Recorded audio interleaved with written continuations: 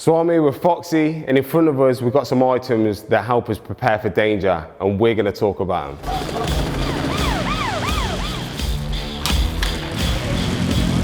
First aid kit, this is the reactionary side of things. This is when it's already gone wrong. You want to have hemorrhage control, tourniquets, bandages, quick clot, whatever you want to call it. And then after that, anything else with regard to airways, anything to help with burns, because obviously that can be prevalent as well. But it's really important to have one. You never want to use it, and it's always worth having one that's comprehensively packed. I've been loaded onto hostile environment training courses because of health and safety, and I'm always like, you're not seeing my CV, I don't need to do this shit. And you turn up and I sit down reluctantly, and there's some guys there that are talking to you. I feel like they're patronising, and I'm like, fuck. But then what actually does happen is it gets you thinking again. It gets your mind back into the ballpark it should be in, and it reminds you of things and revises you. So they're always really good. In Colombia, for example, we were going down Naichi River. We got told, you shouldn't really go on this river late at night. It was a 3-hour journey to Naichi. Filming took a lot longer. We're on the river. On the way back in this tin boat, there was gold mines either side, and gold mines are run by the armed groups. And we got told that there's a high possibility that you could get, approached by an armed group because you're on a river late at night where there's so many gold mines.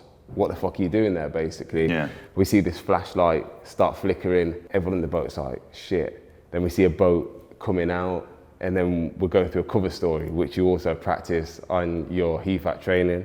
And in the end, we just chose to be transparent, didn't really need to explain too much, and we got to go.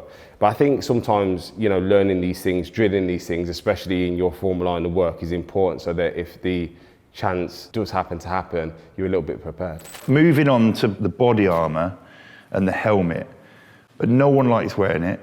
You never look good in a helmet. You look like a fucking helmet. And this stuff weighs a ton, and it's mega uncomfortable because normally the plate at the back digs into the base of the back and it fucking hurts. So did you use it? And if you did you find it useful? The thing is, Foxy, I felt like we used it in the situations where we least needed to use it. Like we're sitting in a police car with armed police, going around cités in Marseille, not getting out of the car, but we needed this on. We interviewed some soldiers on the fringes of a favela. We needed this on. But then when I'm going into militia areas or armed group areas in Colombia or other places, we didn't wear it. And the maddest thing about it is, Foxy, I felt like when I put it on, even though I was safer, I felt more scared because it was like my body was covered, my head was covered, but I was thinking, what if someone shoots me in the face? What if someone shoots me here? But it was like, putting this on made me think I was gonna get shot at. Yeah. And when I didn't have it on, I didn't feel it. And that's not to say that this isn't a great thing, because I think it definitely is. It was just strange in the situations where it was necessary, and in the situations that it wasn't, The thing is with this stuff is like, look at it, it's like obvious why you're wearing it. It can inflame people. They're like, what are you fucking wearing that for? You think I'm dangerous, and so it's like a double-edged weapon. Because it represents violence, it can incite it as well, but then also on the flip side, when fucking bullets start flying, you're like, that thing, fuck, I'm wearing this. Yeah. But there's never enough cover. Like there was times when I used to wear this all the time, but when, hang on a minute, what about, I used to go in through doorways doubled over because I was like, I've got no fucking protection around here. Who's protecting that? That's what I'm saying. But then the other thing is, if it's at hand, if you're in a vehicle, shit starts happening, rocks are getting thrown at the vehicle, whatever, you can hold that up against the window, that's going to offer some protection. Same with the helmet. So they're useful to have at hand, but they're not always useful to be wearing, I think. Everyone I seem to speak to since is like, oh, but you got to secure it with you. And I'm like, no. And they're like, yeah, of course you did. I'm like, look, yeah, if I've got one guy with a gun or two guys with a gun and we're in a favela with 150 guys with bigger guns, what use are these two guys with guns? It's better to not have the potential threat of these guys in the first place. Because the thing is, Foxy, these people don't care. Like when I was on the street in Brazil, they were literally just selling drugs from a store like this in the middle of the street. And I went, you've got guns around your neck, you've got drugs on the table, yeah. I said, what if the police came in here? They were like, the police ain't gonna come in here. They were like, the police cross that line. We don't run, we just open fire. And that's the reality of it. It is mental, isn't it? But there's a lot of times where I felt uneasy around guns because, you know, I'd be sitting opposite people that were reluctant to release their guns. So they would have them on their lap, they'd be dropping them. I'd have people practicing shooting and they're jamming the guns and they're trying to unjam the guns like this. What kind of advice would you give, or what certain things should you look out for? You're right to be very jittery around weapons, especially with people that aren't trained in them. They all think that they're gangster. They all think they know how to fire a weapon, and they don't. You watch their drills and skills when it comes to handling weapons, and you can tell they're actually nervous about it because they know how dangerous they are. So I think a lot of it is being clever and savvy about how you communicate how you feel about being in the presence of a weapon. And if you don't feel that you can communicate, just move a little bit. Move out of the sort of arc of where that weapon's pointing. It's really good advice, and I don't know whether like instinctively I'm quite good at this thing, because a lot of the things that I felt like I was doing were not necessarily things that were trained. It was more so things that you were saying in this candid conversation now. Like what I chose to do in every situation, I said that I didn't show fear, but I didn't. But I always kind of let the person know that they were the boss in that situation. Like, I'm in your domain. Yeah. And I always made it apparent as well if I was uncomfortable, like with a guy sitting down with the Glock, I would always be like, excuse me, can you put him over there? I don't really feel comfortable. Or, you know, if I felt like a laser dot going across me, which I did in certain interviews, it's kind of like make a bit of a light-hearted joke about it, but I'd appreciate if it wasn't on me. You know, I'm not comfortable with guns. And then people used to kind of take in what I was saying and adjust to how I felt. I think the thing that you do there is you're sort of not taking anything away from their ego. You're almost bolstering their ego because you're like, look, I'm not comfortable with this, which means they're like, oh yeah, I'm still the gangster, I'm still the bad boy. It is intuitive. I think if you're a switched on individual, then you'll do it naturally, like you do. And go back to, everyone thinks that, oh, I was in the special forces, we just go around like being aggressive, and we're not. You know, we go around in small groups, sometimes individually, sometimes in pairs, and we want to influence situations. And to do that, you're dealing with dangerous people, and a lot of the time you've got to be submissive. You know, it might choke the ego a little bit, but I think you'll probably stay alive longer, and actually you'll get what you're trying to achieve done by being that submissive character, because you're dealing with difficult people. And I think, you know, by the sounds of it, you dealt with things in a way that was, you're naturally perhaps wired to do that. I remember a time in a militia favela with this boss who was a bad guy. And he had 2 revolvers and was sitting like this close, knee to knee. He's just tapping him on his knee. You know, revolver's got no safety on. He's dropping him on the floor. I'm thinking like, oh my God, you know what I mean? Trying to look him in the eye and remain brave to not show him any weakness. And there was a point where I just had to say something, because I thought this guy could either kneecap me or take the potential of having any more kids away from me. I just said to him, I said, mate, I said, I know you want your guns for safety. I said, but I still want to have more kids. So can we just put them down there? We had a little laugh, but I had to say it because I genuinely feared that, you know, any of this area could have been gone just by a little mistake or a bit of lack of concentration. But it's that making light of a situation that hammers it home. I think that was a very savvy thing to do. Communication is key, and you go to some dodgy places around the world, places that are out in the sticks, shall we say, remote. The satellite phone is one of the most important things. Now, I've got a love-hate relationship with these things because they're reliant on power. And when you go to remote places, you haven't always got electricity.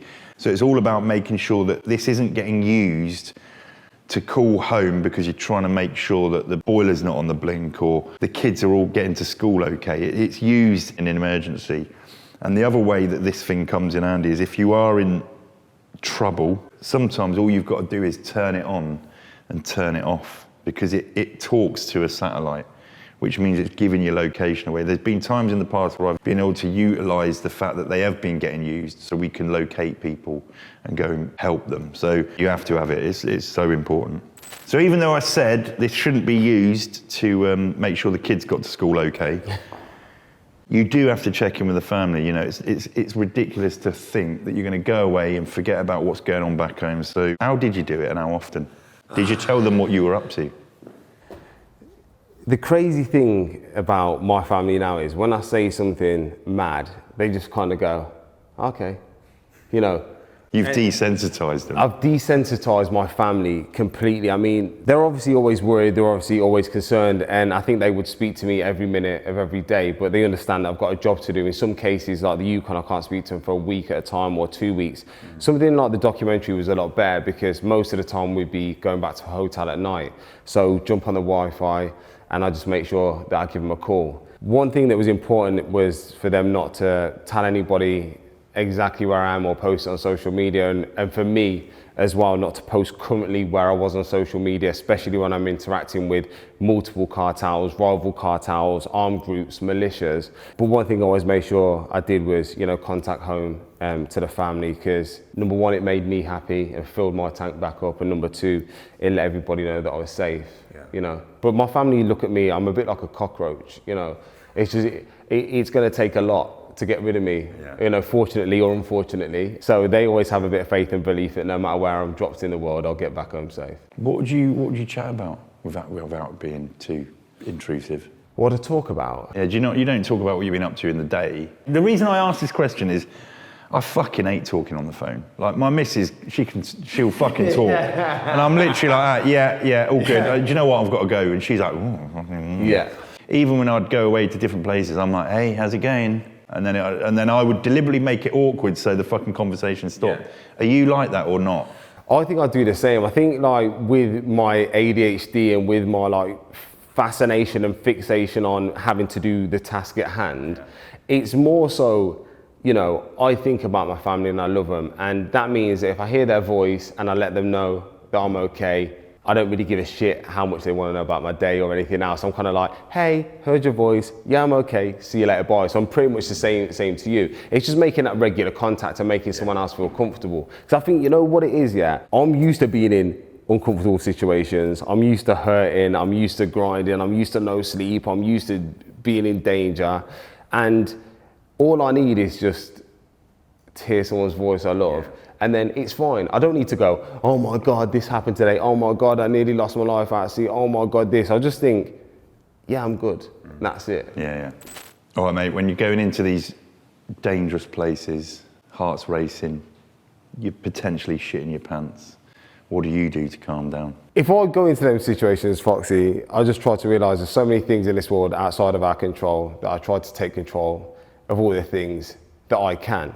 Also think about all the things that we remember in our life. It's usually the scariest things, the most dangerous things. They're usually the biggest opportunities. The moments that we step outside of our comfort zone are the moments that usually define our lives and create who we are.